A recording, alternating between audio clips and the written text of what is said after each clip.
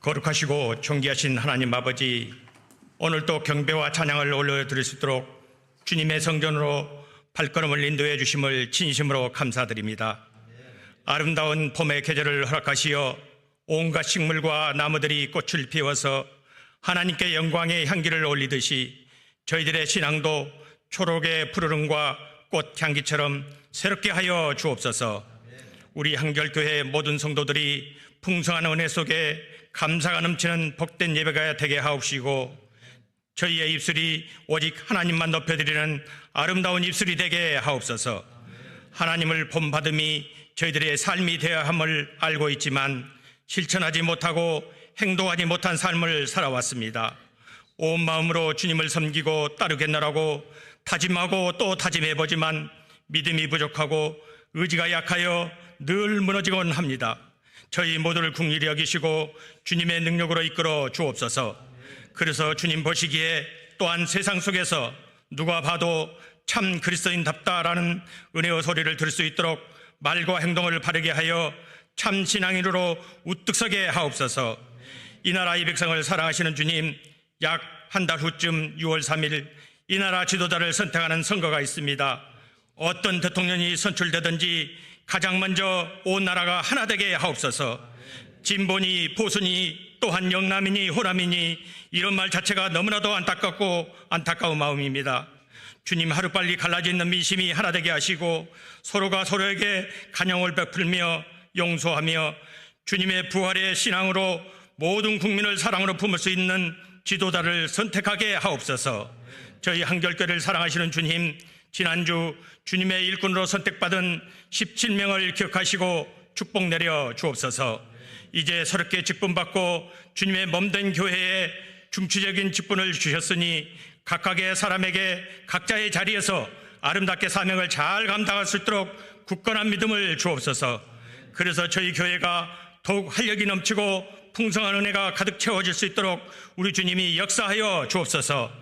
또한 모든 성도가 하나 되어 다른 사람을 판단하지 말고 서로를 세워주고 격려하며 다 함께 소망이 넘치는 복된 저희 한결 공동체로 우리 주님의 능력을 주시고 날마다 주님의 인도하심 따라 승리의 삶으로 살게 하옵소서. 이 시간 다니셔 오신 목사님 선포되어지는 말씀마다 우리들의 삶에 깊숙이 뿌리내려 열매 맺게 하시고 하나님의 선한 뜻을 분별하여 영적으로 흐트러짐 없이 믿음 위에 굳건히 설 수 있게 하옵소서. 담임 목사님과 성도들이 서로 버팀목이 되어 끈끈한 사랑의 공동체로서 성숙한 교회, 성숙한 우리 모두가 되게 하옵소서. 이 모든 말씀 우리 모두를 사랑하시고 구원하신 예수 그리스도의 이름으로 기도드렸습니다. 아멘.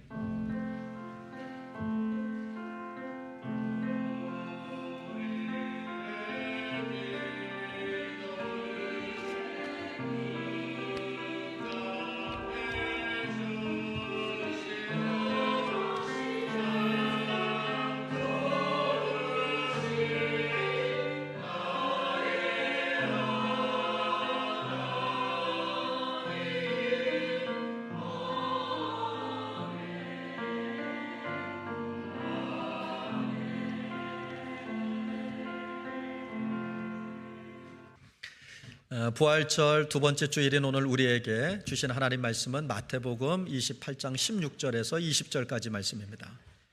신약성서 마태복음 28장 16절로 20절의 말씀을 저와 여러분이 한 절씩 교독하시고 마지막 절 합독하실 때 살아계신 하나님의 음성을 들으실 수 있기를 바랍니다. 11 제자가 갈릴리에 가서 예수께서 지시하신 산에 이르러 예수를 배웠고 경배하나 아직도 의심하는 사람들이 있더라. 예수께서 나와 말씀하여 이르시되 하늘과 땅의 모든 권세를 내게 주셨으니 그러므로 너희는 가서 모든 민족을 제자로 삼아 아버지와 아들과 성령의 이름으로 세례를 베풀고 내가 너희에게 분부한 모든 것을 가르쳐 지키게 하라. 볼지어다 내가 세상 끝날까지 너희와 항상 함께 있으리라 하시니라. 아멘. 이는 살아계신 하나님의 말씀입니다. 이제 이 시간 시온 찬양대에 찬양 있겠습니다.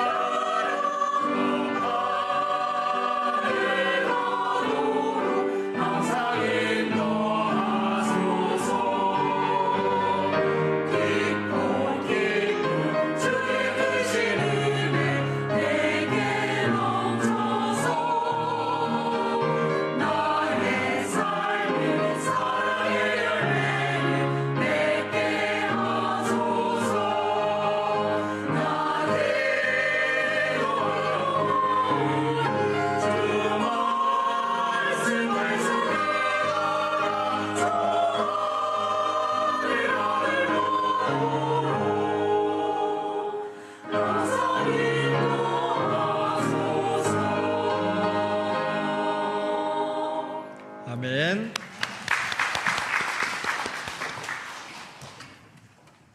여러분, 사람이 살다가 보면 두려운 때가 있죠. 여러분은 언제가 가장 두려웠습니까? 어렸을 때는요, 그냥 어두운 방에 혼자 있는 것도 참 무섭더군요.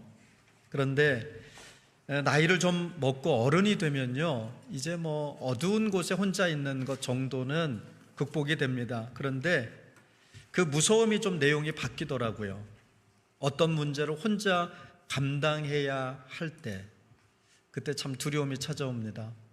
또 아무도 도와줄 수 없을 때, 그러니까 이건 뭐 누구한테 도움을 받을 만한 일이 아닌 거죠. 내 스스로 해결해야 되는 그런 일들. 그런데 잘 안 되잖아요. 그럴 때 두려움이 찾아와요. 그리고 나이가 더 들면요, 그러신다고 그래요. 곁에 사람이 점점 줄어들고 혼자 남겨질까 봐 두렵다고 그래요.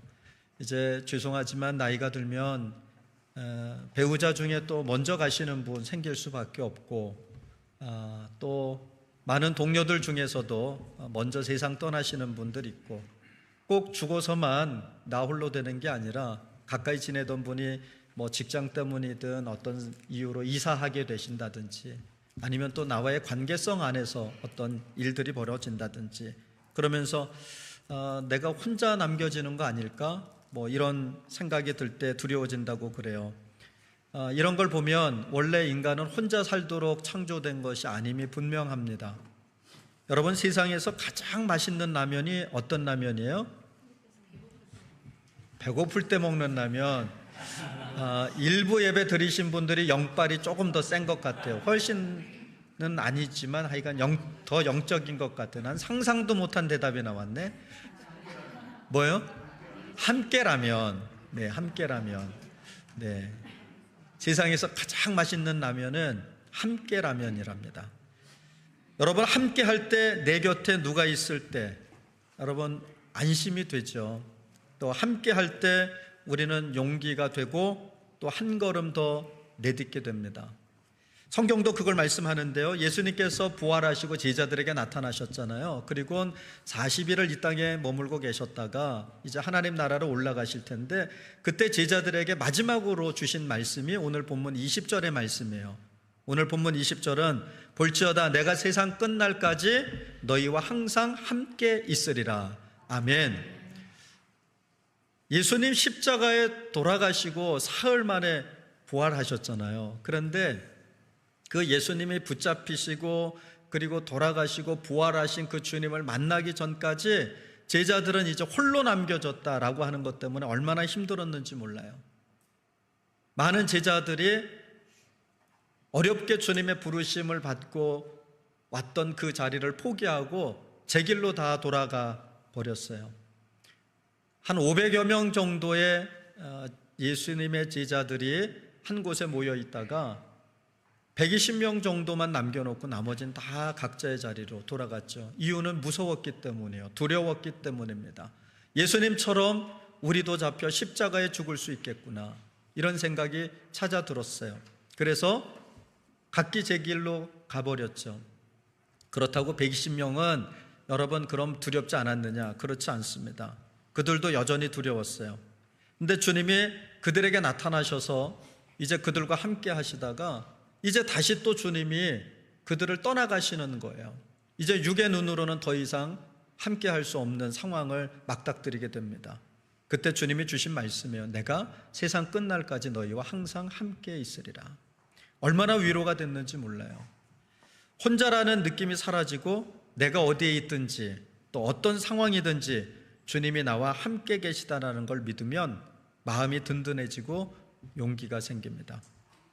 오늘은 이 말씀을 붙들고 우리의 삶에서 주님과 함께하는 삶이라고 하는 게 어떤 의미가 있는지, 또 어떻게 하면 그렇게 살아갈 수 있을지를 함께 생각해 보려고 해요. 주님은 먼저 함께 하겠다라고 약속하셨다는 거예요. 우리가 주님께 매달려서 주님 우리와 함께 해주십시오 라고 요청해서가 아니라 주님이 먼저 찾아오셔서 하신 말씀이에요. 오늘 마태복음 28장은 우리가 지상명령이라고 부르는 말씀인데요, 예수님의 제자들에게 말씀하셨죠. 뭐라고 말씀하셔요? 가라. 그리고는 3가지의 사명을 주십니다. 모든 민족을 제자 삼아라. 그리고 어떻게 하라 그랬어요? 아버지와 아들과 성령의 이름으로 세례를 베풀어라.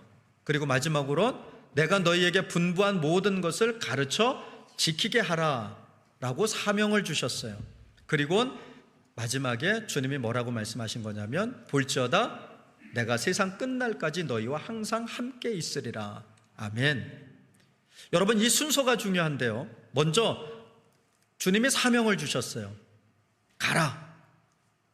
근데 가라는 건 어디로 가라는 거예요? 우리의 삶의 터전으로 가라는 겁니다. 나의 일상의 자리로 돌아가라는 거예요. 그런데 가서 할 일이 있다는 거죠. 그러면서 3가지를 말씀하셨다고 말씀드렸어요. 그리고 나서 주님이 그 사명의 자리에 내가 너희와 함께 하겠다라는 약속을 주신 거예요. 그런데 여러분, 실은 순서를 거꾸로 생각해도 됩니다. 우리가 3가지 사명을 다 했기 때문에 주님이 함께 하시겠다라고 말씀하신 게 아니에요.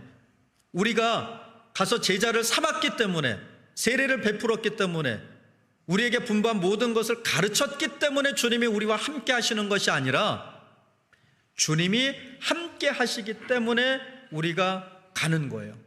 주님이 함께 하시기 때문에 가서 제자 삼는 거예요. 주님이 나와 함께 하심을 믿기 때문에 가서 세례를 베풀고 분부한 모든 것을 가르쳐 지키게 하는 거예요. 그러니까 주님이 함께 하시니까 우리가 그 사명을 감당할 수 있다라는 겁니다. 이 약속은 단순히 내가 너희와 함께 할게, 힘들 때 내가 너희를 도와줄게, 이런 위로나 격려의 말씀이 아니라는 거예요. 혼자서도 잘할 수 있어, 잘할 수 있어, 힘내, 이런 말씀이 아니라는 거예요. 주님은요, 내가 같이 해줄게 라고 말씀하시는 거예요.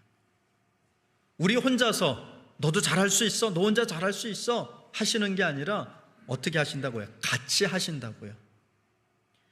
넌 혼자가 아니야, 나랑 같이 하자, 이런 초대라는 겁니다. 여러분, 이게 얼마나 큰 힘이 됩니까? 누군가 내가 같이 있어줄게 라고 할 때 우리는 그 말 한마디로 다시 우리의 삶을 시작할 수 있게 돼요. 예수님은 그냥 함께 있겠다 하지 않으셨어요. 함께 하시겠다라는 말 앞에 뭐라고 하셨어요? 세상 끝날까지 항상. 그냥 함께 하시는 정도가 아니에요. 이건 조건 없는 약속이라는 겁니다. 우리가 뭔가를 잘할 때 내가 너희와 있을게, 네가 믿음이 좋을 때 내가 너희와 있을게, 이런 말씀이 아니에요. 오히려 어쩌면 우리가 실패했을 때도, 또 믿음이 흔들릴 때도, 심지어는 나의 죄로 인해서 죄책감에 시달리고 있을 때도, 그때조차도 주님은 나는 여전히 너와 함께 있다, 이렇게 말씀하시는 거예요. 오늘 본문 17절을 보세요. 제자들 중에 몇 명이 부활하신 예수님을 보고서 보인 반응인데요, 그 중엔 경배를 하는 사람도 있었지만 그 중엔 또 어떤 사람도 있어요? 의심하는 사람이 있었다라고 얘기합니다. 여러분, 지금 부활하신 주님이 제자들에게 나타나셨을 때 어떤 모습이었을 것 같으세요? 한번 상상해 보세요. 성화를 보면 성인들 뒤에는 동그란 광채가 이렇게 나 있죠. 성인이라는 것을 나타내는 거예요. 근데 예수님이 제자들 앞에 부활해서 나타나셨을 때 그 뒤에 광채가 났을까요? 아니면 얼굴에 빛이 났을까요? 그 당시엔 26호도 없었으니까 웃는 자에게 복이 있을지어다. 저는 그렇게 생각해요. 상상해 보면요, 예수님이 나타나셨을 때는 아마 3년 동안 동고동락하며 살았을 때 그 모습이었을 거예요. 깨제제했을 거라는 거예요. 집이 있었습니까? 그렇다고 때를 따라 제대로 식사를 하셨겠습니까? 늘상 걸어 다니셨어요. 발에는 먼지가 가득했을 거고 손과 손톱 사이에 때가 꼈을 거예요. 옷에서는 어쩌면 냄새가 났는지도 몰라요. 아마 예수님이 제자들 앞에 나타나신 모습을 상상해 본다면 그 모습이 아니겠어요? 그래야 알아보죠. 그래야 알아보죠. 그런데 그런 주님을 보고도 의심하는 사람들이 있었다는 거예요. 3년 동안 주님이 가르치신 게 뭐야? 내가 십자가에 죽어 너희를 구원하기 위해 다시 부활할 거야 라고 말씀해 주셨음에도 불구하고 지금 자신들 앞에 나타난 그 예수를 의심하는 사람들이 있었대요. 그런데 예수님을 보세요. 그런 의심하는 사람들에게도 뭘 주셨어요? 사명을 주셨어요. 그리고 그 사명을 감당할 수 있도록 오늘 용기의 말씀을 주시는 거예요. 세상 끝날까지 내가 너희와 항상 함께 있으리라. 아멘. 우리도 마찬가지예요. 우리가 완벽해서가 아닙니다. 그저 우리는 주님의 제자이기 때문에요. 그래서 주님이 우리에게 함께 하시겠다고 약속을 주시는 겁니다. 여러분, 중요한 건요, 예수님이 너와 함께 있겠다라고 말씀하시지 않았다라는 겁니다. 뭐라고 말씀하셨어요? 너희와 함께 있겠다라고 하셨어요. 복수형을 쓰셨죠. 그러니까 너라는, 즉 나라는 개인뿐만 아니라 너희 모두와 함께 하시겠다라는 말씀이에요. 여러분, 주님의 임재가 있음을 믿으시죠? 성령의 역사가 있으심을 믿으시죠? 그런데 나에게 그런 일이 안 일어나는 사람들이 있어요. 그러면 어떻게 하나님의 임재를 깨닫게 됩니까? 어떻게 성령의 충만함을 인정할 수 있겠어요? 내 안에서는 일어나지 않았어요. 난 아직 그런 체험이 없어요. 우리가 흔히 말하는 성령 체험이라는 게 없어요. 우리 교우들 중에서도 지금 기도 중에 있어요. 병이 낫기를 위해서. 그런데 어떤 사람은 저와 함께 사역했던 목사님도 사모님이 여성질환이 있었어요. 자궁에 암이 생겼어요. 그래서 수술 날짜까지 받아놨는데 서울병원에 시간이 오래 걸린대. 3개월 있다가 그것도 빨리 한 거예요. 그리고는 이제 입원을 앞두고 다시 한번 검사하러 갔더니 의사가 그러는 거예요. 없어졌대요. 아멘 하세요. 왜 나한테 안 일어났다고 남일이라고 그렇게 남이 잘 되는 걸 축복하는 것이 더 복되다 그랬잖아요. 다시 한번 그 목사님의 사모님 암이 사라졌대요. 얼마나 감사한지 몰라요. 그런데 그런 일이 나한테는 안 일어나거든요. 기도하지 않는 게 아니잖아요. 매달려서 기도해요. 안 하던 철야도 해보고 안 하던 금식기도도 해보고 정말 살려달라고 그렇게 기도하는데 나한테는 그런 일이 안 일어나요. 그러면 하나님이 안 계신 건가요? 그러면 성령의 역사가 없는 건가요? 나한테는 그런 일이 일어나지 않지만 하나님의 임재가 있고 하나님이 역사하고 계신다는 걸 우리는 어떻게 체험할까요? 그럼 또 다른 나를 통해서 체험하는 거예요. 지금 여기 앉아있는 여러분들을 통해서. 제게 하나님이 그런 역사를 일으키시지 않아요. 하지만 여러분들에게 일어나는 그 역사들을 보며 하나님은 살아계시는구나, 하나님은 역사하시는구나, 하나님은 지금도 질병을 고치시는구나, 그걸 보는 거예요. 그걸 믿게 되는 거예요. 그래서 주님이 뭐라 그래요? 너와 함께 한다 이렇게 말씀하지 않았어요. 너희와 함께 하겠다. 저와 여러분 한 사람 한 사람이 그리스도의 산 증인이라는 거예요. 이건 뭘 말씀하냐면 신앙은 혼자서 누리는 것이 아니라는 거예요. 나 혼자 기도해서 나 혼자 응답받고 나 혼자 문제 해결받고 이게 은혜가 아니라는 거예요. 우리가 함께 하라는 거예요. 함께. 요즘 우리 신앙생활을 보면 너무 개인화되어 있어요. 내가 느끼지 않으면 하나님이 안 계신 것 같고, 내가 기도했는데 응답이 안 되면 주님이 나를 잊어버리시거나 나를 멀리 하시는 것 같고, 이런 게 다 신앙의 개인화입니다. 나는 그런 체험이 일어나지 않지만, 내 기도에 내가 원하는 대로 응답이 이루어지지 않지만 다른 성도의 기도가 응답되고 다른 성도의 질병이 낫고 다른 성도의 문제가 해결되는 걸 보면서 하나님은 살아계시는구나. 그게 왜 꼭 나한테만 일어나야 돼요? 왜 그게 꼭 나에게 일어나야 돼요? 내게 일어나지 않지만 다른 성도에게 일어나는 것이 은혜인 거잖아요.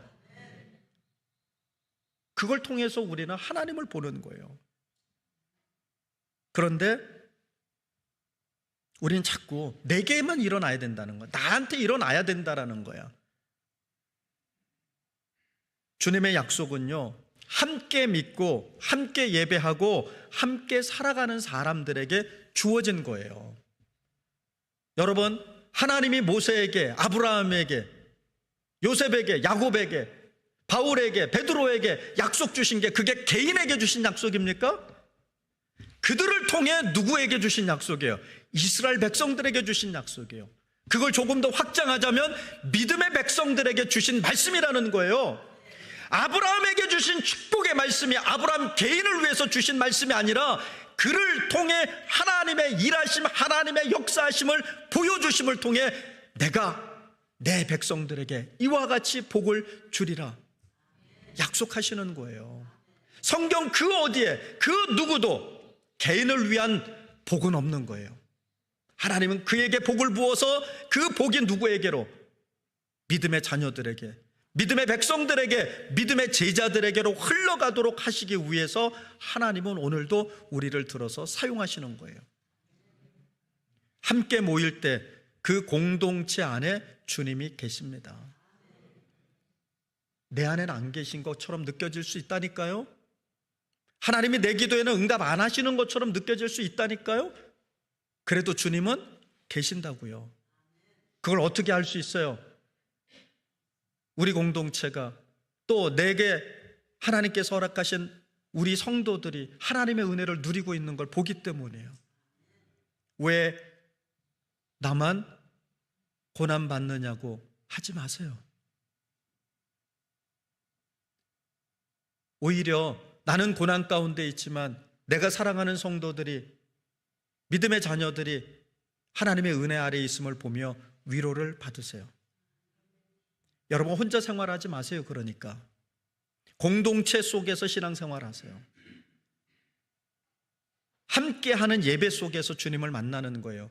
여러분 개인도 얼마든지 예배하죠. 오랫동안 쉬고 있는 분들 신방 가서 얘기하면 꼭 이렇게 얘기합니다. 목사님 걱정하지 마세요. 저 다 예배하고 있어요. 예배하죠. 그러나 하나님은요, 개인의 예배를 최우선으로 여기지 않으셨어요. 개인 예배는요, 여러분 공동체로 예배 드리고 난 다음이에요. 1번은 공동체로 함께 모여 예배하는 게 1번이에요. 하나님은 그걸 원하셨어요. 그 증거를 조금 이따 보여드릴게요. 여러분, 함께 섬기는 속에서 주님의 함께 하심을 우리는 더 깊이 경험하게 돼요. 봐보세요. 나는 이 사람보다 조건이 훨씬 더 나아도 섬기는 정도를 보면 나보다 훨씬 못한 사람이 더 잘 섬깁니다. 더 열심히 섬깁니다. 시간으로, 물질로, 재능으로. 여러분, 주님 앞에 예물 드리며 그 헌금 액수로 여러분 믿음을 평가하지 마세요. 많아 드리는 것도 아니고 모자라 적게 드리는 것도 아니에요. 하나님의 액수를 보시지 않아요. 아무리 많이 드려도 그 중심에 하나님이 없으면 하나님은 그거 기뻐하지 않으세요. 그러나 아무리 적어도 나의 최선을 다해서 진심을 담아서 드린다면 하나님은 그걸 기뻐하신다고요. 여러분, 교회가 하나님의 사역을 하면서 예산이 없어서 하나님의 사역을 못하는 일은 절대 없습니다. 하나님은 그렇게 하시지 않아요. 조금 시기를 미루실 수는 있을지 몰라도 반드시 하나님은 하나님의 일을 하십니다. 우리가 연약하다고, 내가 연약하다고 하나님이 연약한 존재는 아닙니다. 내가 하나님을 경험하지 못하고 있다고 해서 하나님이 안 계신 것도 아닙니다. 오늘도 여전히 하나님은 일하십니다. 이제 이런 질문이 생기죠. 그러면 우리는 어떻게 실제로 주님과 함께 살아갈 수 있을까요? 3가지 길을 제안합니다. 첫째, 여러분 일상의 순간마다 주님 함께 해 주십시오라고 고백하세요. 아침에 일어나자마자 여러분 제일 먼저 뭐 하십니까? 감사하세요. 어젯밤까지 난 내일이 없으면 좋겠어. 하루라도 빨리 주님 곁으로 가고 싶은 만큼 힘들고 어렵고 고통스러운 상황 속에 있었어도 오늘 눈뜨게 하셨다면 하나님은 나를 통해 일하기를 원하시는 거예요. 그러니 감사하세요. 그리고 이렇게 기도하세요. 주님, 오늘도 저와 함께 해주세요. 이 짧은 한마디가 오늘 여러분의 하루를 달라지게 할 겁니다. 하나님을 의식하는 삶, 이것이 바로 동행의 시작입니다. 지금도 하나님이 이곳에 계신 줄로 믿습니다. 둘째, 두려운 자리에 피하지 마시고 한 발 내딛어 보세요. 주님이 함께 하신다라고 하는 건 우리를 편안하게 해주시겠다 이런 뜻이 아니에요. 우리의 문제를 해결해 주시겠다 이런 뜻이 아니에요. 오히려 네가 지금 힘드니까, 네가 지금 문제가 있으니까, 어려움이 있으니까, 그러니 나와 함께 걸어가자라고 초대하시는 거예요. 여러분, 익숙한 곳, 안전한 틀에만 머물지 마십시오. 여러분, 우리가 영적으로 너무 익숙해지기 시작하면요, 영은 죽습니다. 언제나 여러분 초신자처럼 신앙생활하세요. 이제 막 예수를 만난 사람처럼 신앙생활하세요. 그러니까 여러분의 자랑거리는 내가 주님이 불러주신 걸 깨닫고 주님 만난 것이 자랑이어야지, 내가 10년 믿었네, 20년 믿었네, 내가 직분이 뭐네, 이건 자랑거리가 아니에요. 오히려 그 익숙함 때문에 나의 신앙이 퇴보할 수 있다고요. 한번 보세요. 20년, 30년, 40년 믿은 사람들이 주님 앞에 헌신하는지 이제 예수 영접하고, 아, 주님이 나 같은 사람도 불러주셨구나, 나 같은 죄인을 구원하시기 위해 십자가에 죽으셨구나라고 믿고 달려가는 사람들이 열심을 내는지 한번 보세요. 보시라고요.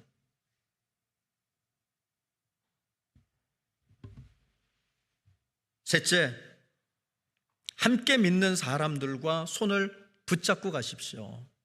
신앙은 혼자 가면 안 됩니다.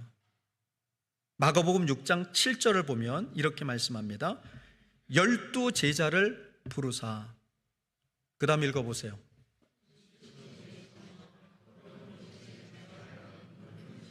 그러니까 1부 예배는 일찍 나오니까 아침을 못 먹고 와서 그런다고 치지만 2부 예배 나오시는 분들은 시간도 많은데 아침 잡쌌어요, 안 잡쌌어요? 요즘 인기 있었던 제가 드라마로 한번 표현할게요. 여러분이 지금 그렇게 하면 학시? 뭐 이런 소리가 나오지 않겠어요? 지금 안 웃으신 분들은 이 드라마를 안 보신 분들이에요. 다시 한번 기왕에 하는 거 세게 합시다. 예? 지금 오늘 저도 지금 세게 하잖아요, 그렇죠? 예, 언제 또 이렇게 세게 할지 모르니까 할 때 세게 합시다. 다시 한번 마가복음 6장 7절 12 제자를 부르사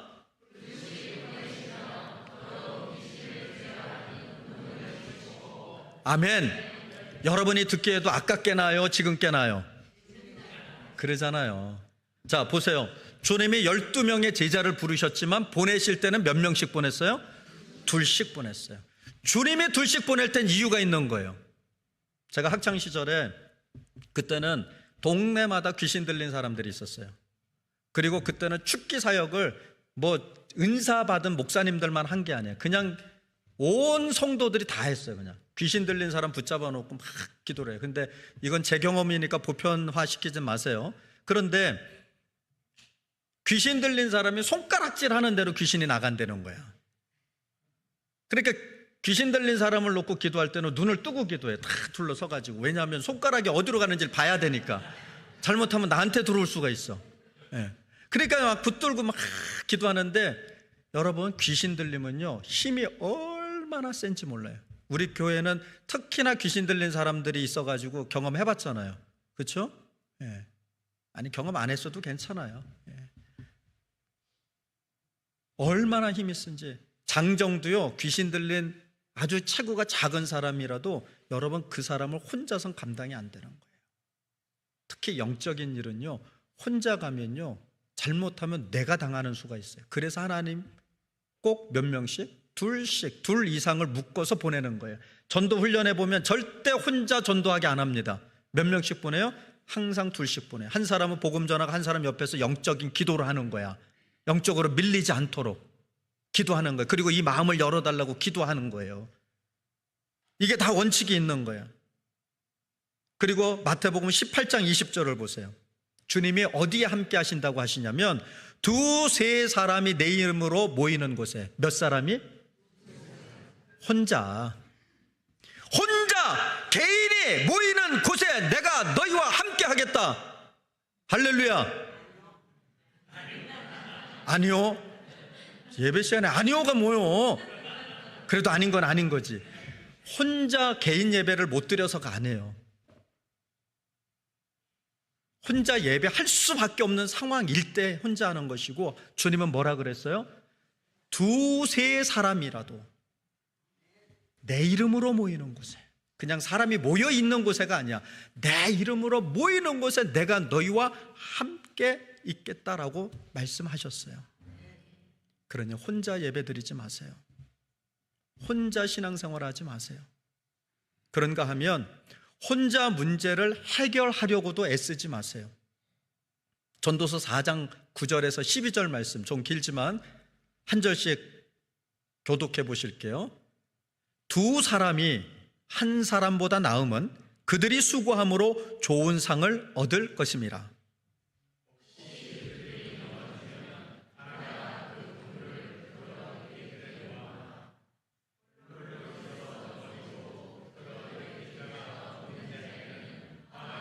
자, 혹시 그들이 넘어지면 하나가 그 동물을 뭐 한다고요? 일으켜 세우지만 혼자 있으면 어떻게 해요? 넘어져서 붙들 자가 없다라고 했어요. 11절, 또 두 사람이 함께 누우면 따뜻하거니와 한 사람이면 어찌 따뜻하랴. 12절,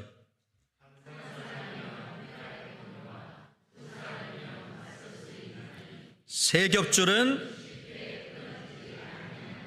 아멘. 12절 띄워놔 보세요. 자, 제가 읽으면 뒤에를 읽으세요. 한 사람이면, 두 사람이면, 세 겹줄은 아멘. 주님의 말씀이에요. 내가 혼자 신앙생활하면 우리말로 자빠지지만 같이 하면 일으켜 세우는 사람이 있다고요. 넘어지지 말라라는 게 아니에요. 넘어질 수 있다고요. 믿음 생활하고 또 열심히 살아가는데 어그러지고 안 되는 일이 있다고요. 열심히 관계 맺어보는데 안 통하는 일이 있다고요. 그럴 때 여러분, 우리가 먼저 손 내밀어 주는 거예요. 또 내가 손 내밀어 주는 거고, 그 내미는 손 붙잡는 거예요.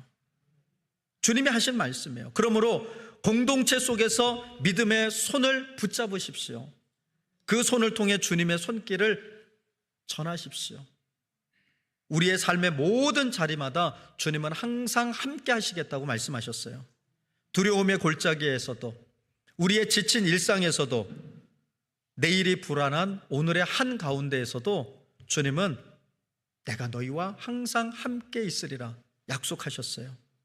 그러므로 이제 항상 함께 하시는 주님과 함께 살아가십시오.